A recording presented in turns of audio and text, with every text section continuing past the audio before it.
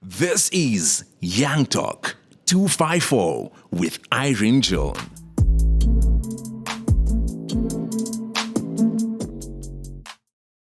This is Young Talk 254 with your girl IRYNJOHN. This show is about talking to the young adults and about young adults. We tackle topics that really affect us in one way or another.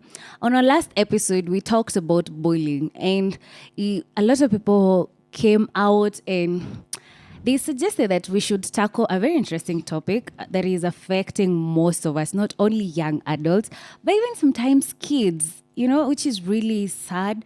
And elderly people, like it doesn't choose your age, your tribe, your color, or anything. And the topic is depression. Are you depressed?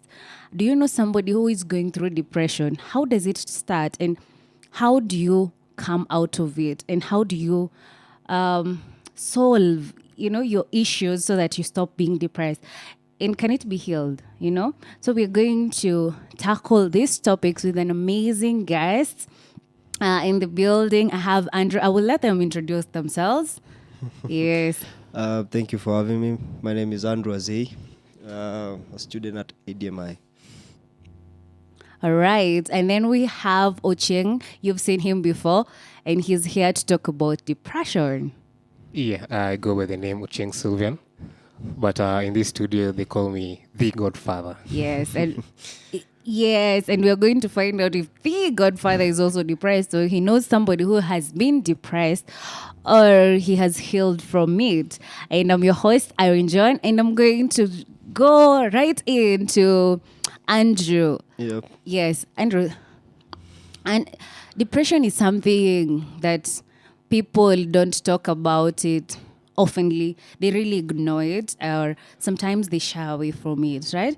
I understand that you have been depressed before. That's right. Yeah, I've been depressed for a long time, 4 years, I think. What? 4 years?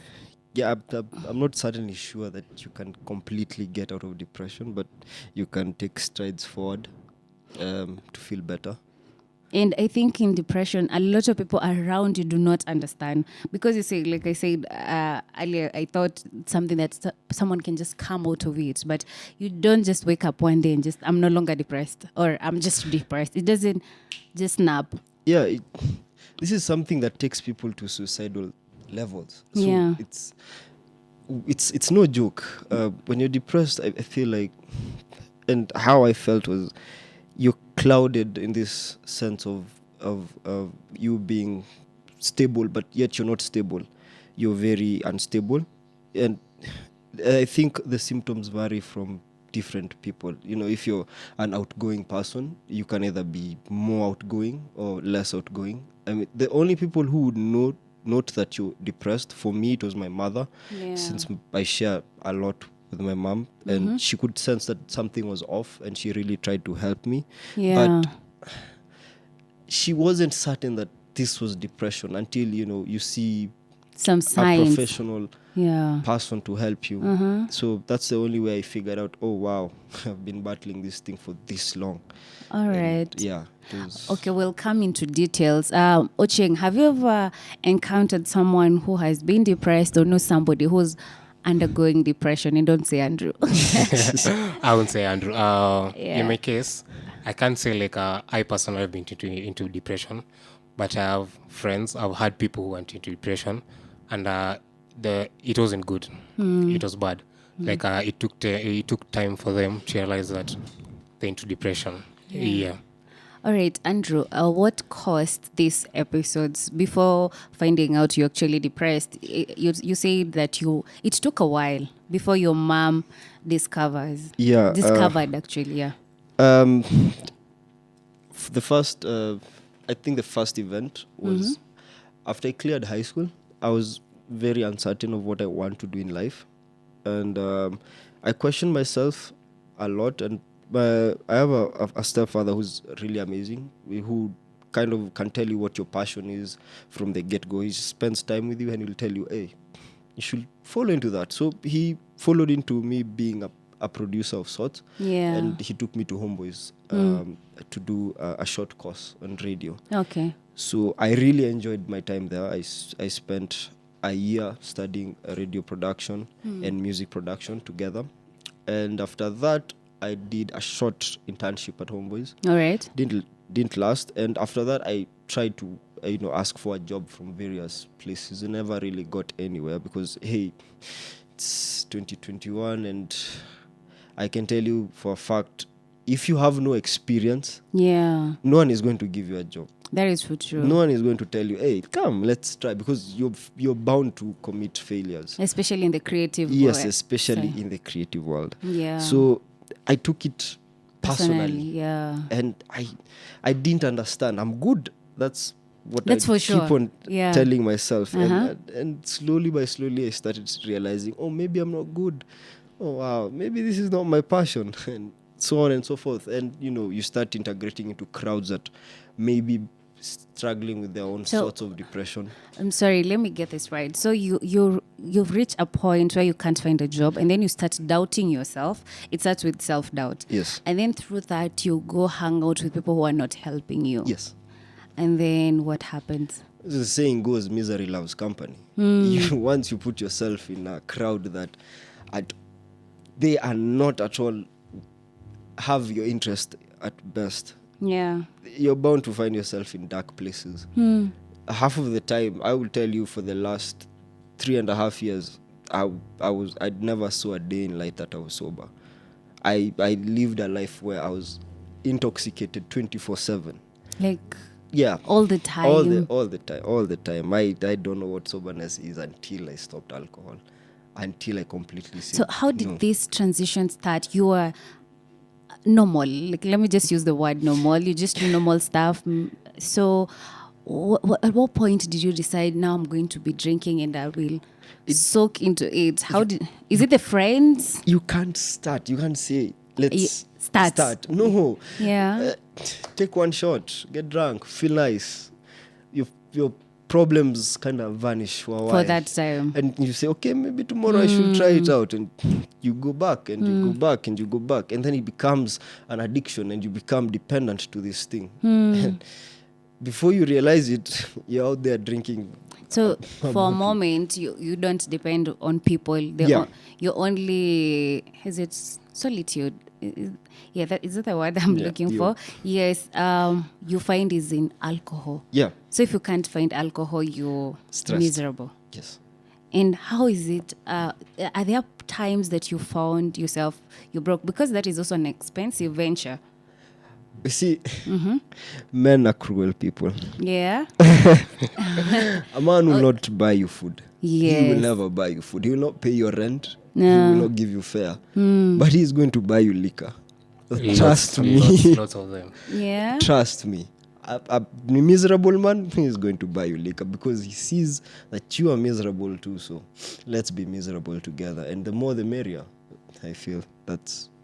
So that is how people get into Yes. addictions. Yeah. Because you'll never lack alcohol. You can't. But you'll drink it even to an empty stomach. Yeah. Ochieng, do you agree with this? Yeah, I do agree. Like what he said, like a man would buy you food or fare, but alcohol. My guy, hadi saizi najua kuna mwanaume ako na dini yako lakini atakupigia mkuje sherehe. Twende sherehe. Yeah, like Badala alipe. Yes. pombe is a must. Like sijui cause naona kuna mimi niliona ati si wanaume tunataka nini? Tukiwa na furaha pombe. Tukiwa na shida pombe. Tukiwa tuna madem pombe. Ni nini tunataka? You see. So you see, like even though like most men wako. But does it really solve your emotional issue? Like during that time, how are you feeling? Can you take us through that process? God, it was. I would drink. I would come to class, drunk or tipsy. I'd leave class and my friend would be waiting for me downstairs and we'd drive off and go and drink. And while this is happening, I can't stress out how lonely I felt. This is Young Talk Live. Talk 254, the show where we talk to and about young adults. And today we are tackling a very sensitive topic, which is depression. Most of us are depressed in one way or another. We don't talk about this, and sometimes we don't even know that we are depressed. So I brought amazing guests.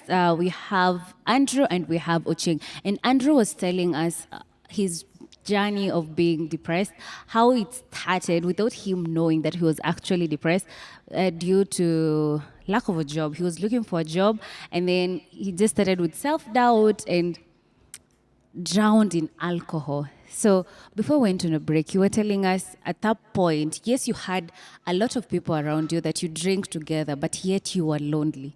I always felt lonely. Yeah. I mean, I'd finish my drinking spree. I used to disappear for weeks.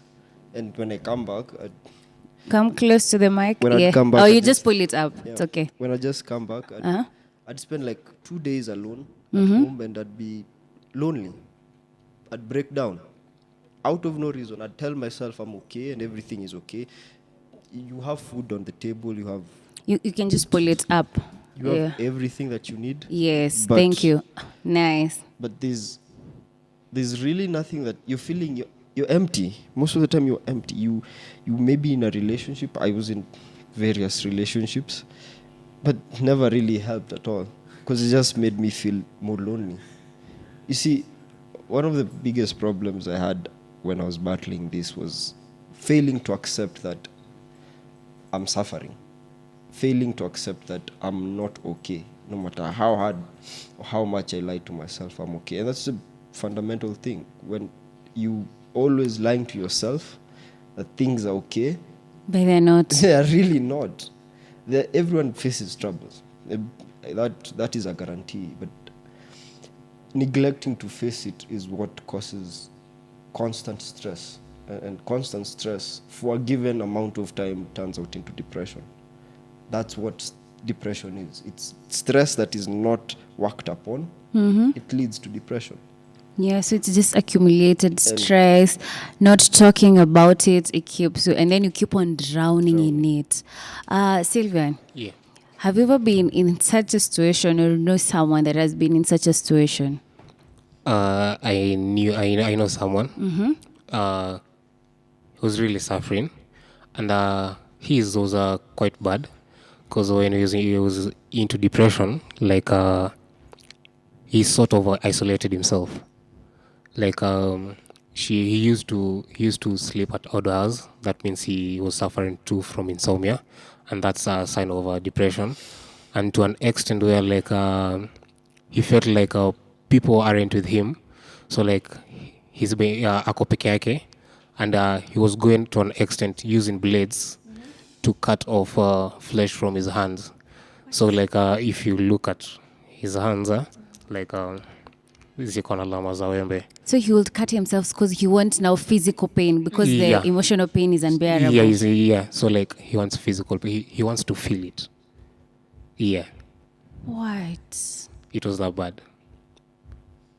Well, that is really, really sad. And actually, people do things that are extraordinary more than that. Yeah. You know, I've had stories, but hearing from someone so close to me is something different. Like, you can be so miserable that you just want now physical pain, just to drain or to confuse your pain. You just like, we're not sad emotionally. Can we have the physical pain for now? Yeah. Did you ever get to such point? Mine was not that. Yeah. I went for 2 years without a job, and at this time my family was transitioning into a different sort of life, totally different. My father got a different job, and we had to move from one place to another. So it kind of took a shift on me because I had friends here, so I had to make new friends. Not sure if they were going to be of value to me, and I remember I kept on doing it. So my mom told me, let's take you to therapy, and maybe you can enroll into campus again. So I went into Catholic University, not the most helpful universities out there when it comes to drinking. And I started my therapy classes. See, my therapy classes were every Saturday at 10. And that's Saturday. So Friday I've been clubbing the entire night. So I have to go to my therapy sessions at 10. Hangovered, tired, sleepy. I can't share at all.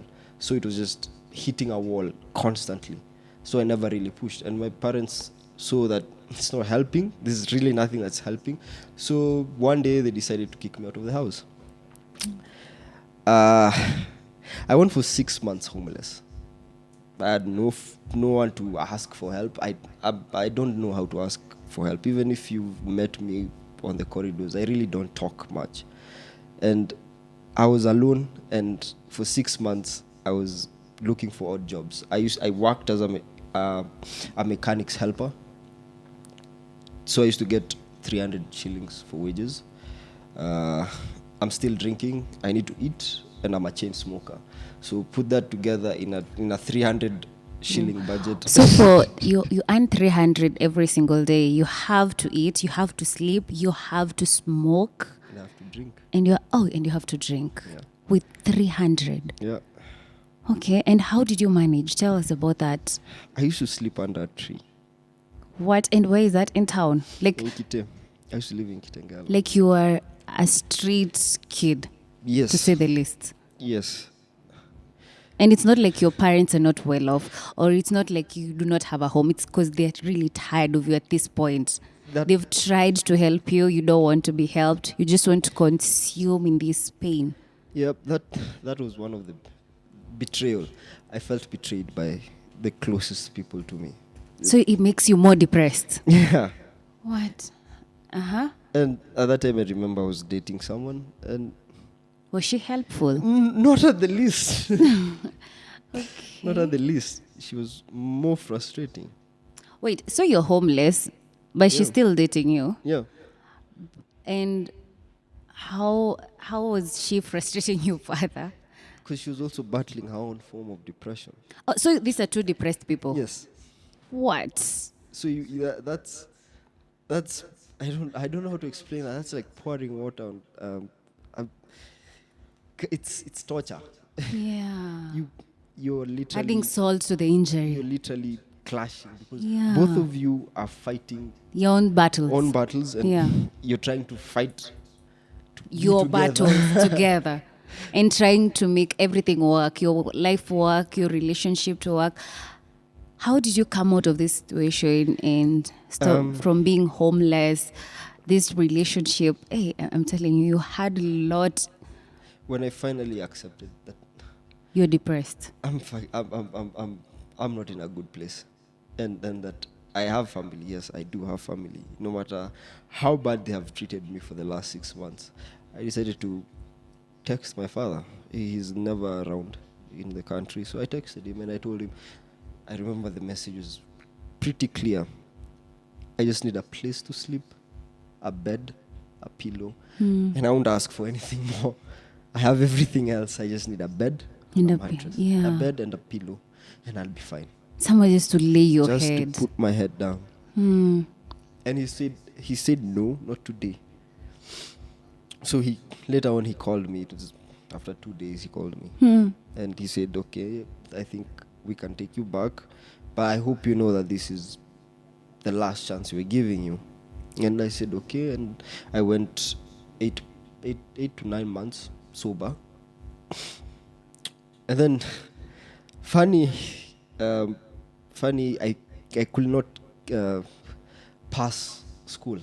I just couldn't. I was not attentive. I was not there. And it also took something from me trying to really grasp what I'm being taught. And back home, people want results. They always want results. They want you to change pap. Yes. And Yes. I'm constantly failing. Yeah, because there's too much pressure around you and you're still rediscovering yourself. Yeah. And remember, I'm in choir. I'm in Catholic University of Kenya. Yes. Yeah. There is a lot of alcohol. And more friends who are not helping you in Yeah. any way. Yeah. So I made a close friend. He's still a close friend to me, even though we left off last year and we said it's enough. I think it's time we go different paths. But during this time, I was drinking a lot with him. But I didn't feel left. I didn't feel alone. I felt like I was sharing my form of depression with him.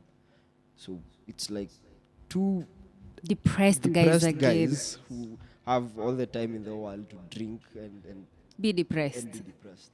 What? and be depressed together. If we were not in the same house or in the same car or in the same venue, something was off. So we'd look for each other. And I remember at some point, my ex told me that it's like you guys are dating. It's like you guys have become a couple because you share everything together. And your girlfriend is still in the picture. And both did of she us are work her issues? Or at that point now you had a girlfriend who is depressed and a best friend who is depressed. So you have no chance of coming out of this. It's a dark road. So how did you decide that, you know what, now I need to stop? First of all, are you still with your girlfriend then? No. I used to have dreads, if anyone can remember that. I used to have long dreads. And I went for 2 months to stay with my grandmother. Okay. Most inspiring 2 months of my life. I just decided, you know what, let's go. Let me just take myself there. And I went and I stayed for 2 months with my grandmother. And she advised me in ways that no one has ever advised me. So when I came back to Nairobi, I just woke up, cut my hair. I drank my last beer. I said, that's enough. I'm done. And I broke up with my current at that time. And I changed my life. I completely stayed away from social media. And I found something new to do. Which is? I've been doing a lot of philosophy and psychology. Yeah. Hopefully after I'm done with ADMI, I'm going to start progressing towards studying philosophy and hopefully forward to become maybe a professor or clinician to help others. I feel like, and this is no way a gender thing. Yeah. I feel like for me, I see men suffer.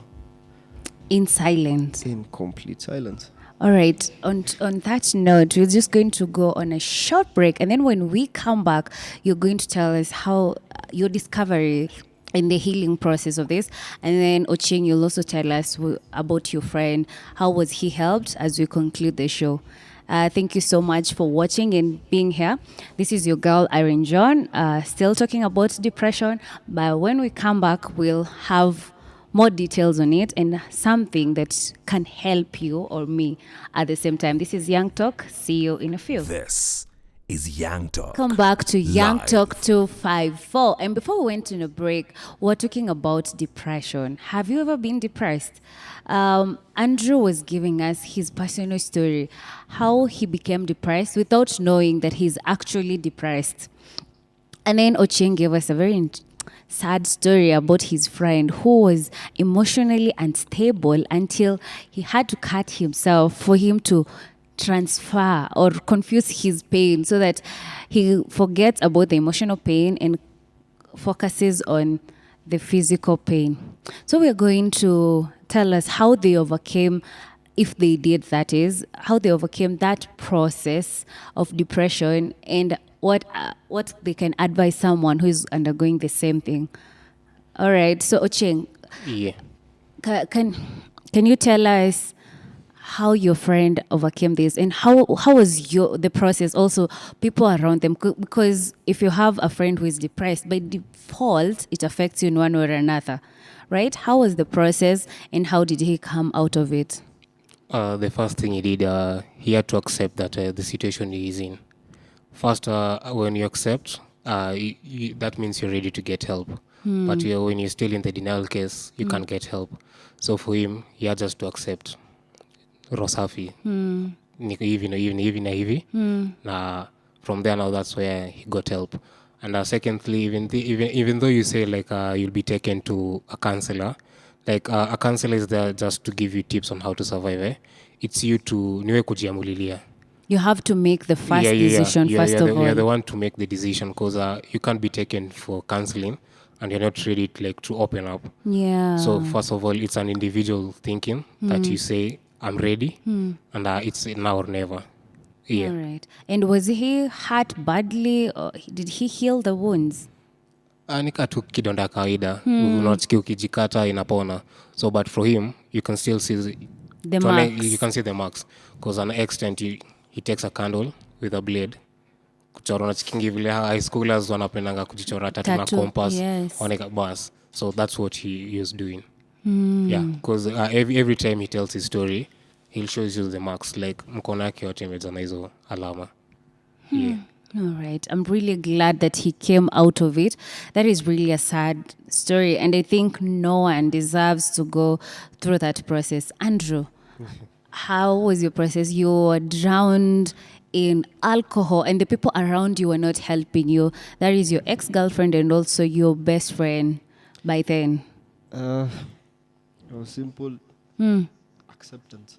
Yeah. Just accepting that, hey, things are not okay, and that you need to maybe learn more. And Can you figure be out- louder? Figure out what needs to be addressed, what problems need to be addressed. Yeah. For the first thing I started doing was listening to a lot of clinicians, psychologists, and I listened to them, and most of them will tell you a simple thing as just cleaning up your room. It wakes something.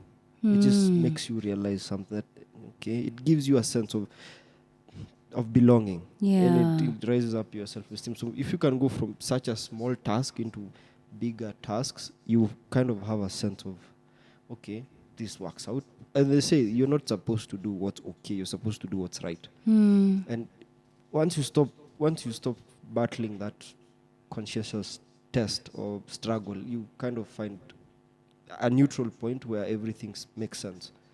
And for me, once I realized that, okay, maybe a lot of things that are around me are kind of affecting me, I cut off myself from social media. You cannot find me anywhere in social media. I have no account, deleted them. Second thing was cut off friends. Yeah. I completely cut off friends. How was that for you? Because cutting off friends it's not that easy actually. I think I'm still healing from that. Yeah. Because these are people you used to see every single day. Hang out with them. Yeah, especially last year with the COVID case. And I'd spend all week, first times for months with them. For me, it was, okay, maybe this is how life is going to be. Maybe this is how I'm supposed to live. But that's not the case. You have to face that challenge. Yeah. You literally, it's not an easy journey. It is not. At times it will become lonely and you will feel so lonely. But there's a difference of feeling lonely and being around people, and feeling lonely but knowing that you're doing the right thing. That's a difference. Because your decision making when you're depressed is terrible. Yeah. It is off the charts. That's why you'll find people who would go to lengths of harming themselves. That's not you. That's not who It's the anyone urge. is. That's just the urge. There's people who go to do hard drugs. I had my case with hard drugs for a while, and to be honest, you really don't want to mess up with those things. And when you sit back and look at the entire process, I laugh at times. It's interesting, I laugh, but I do laugh not because it's funny, Yeah. but because anyone can go through hell.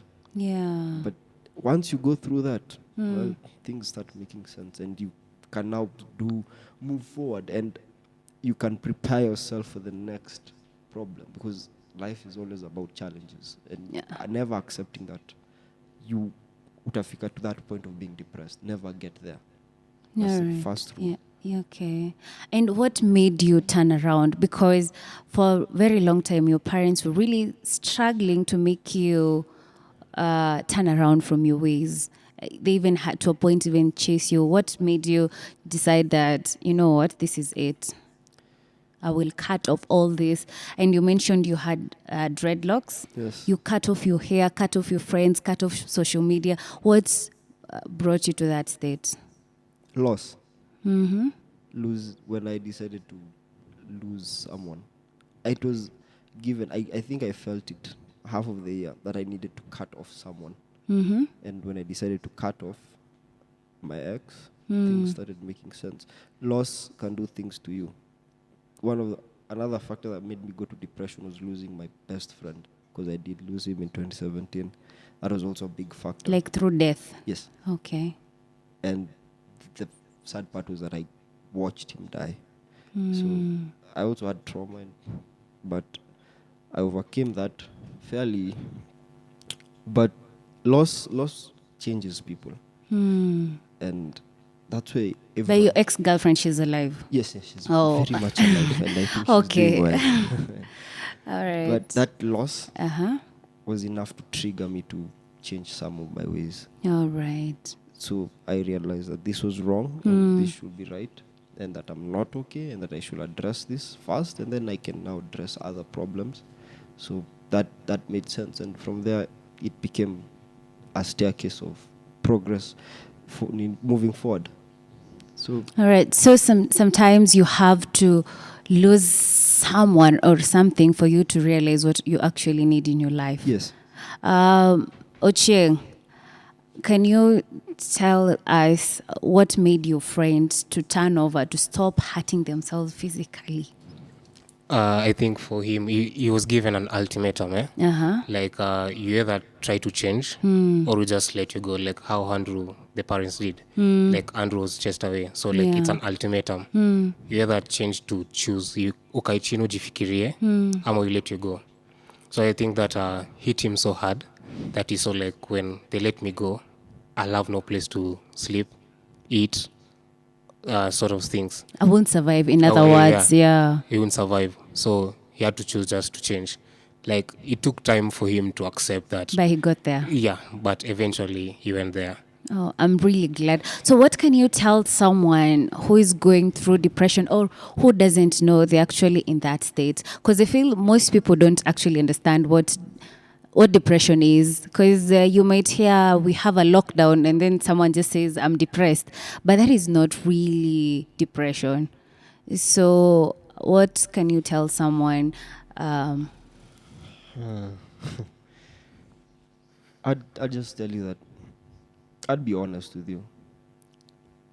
Nothing is easy.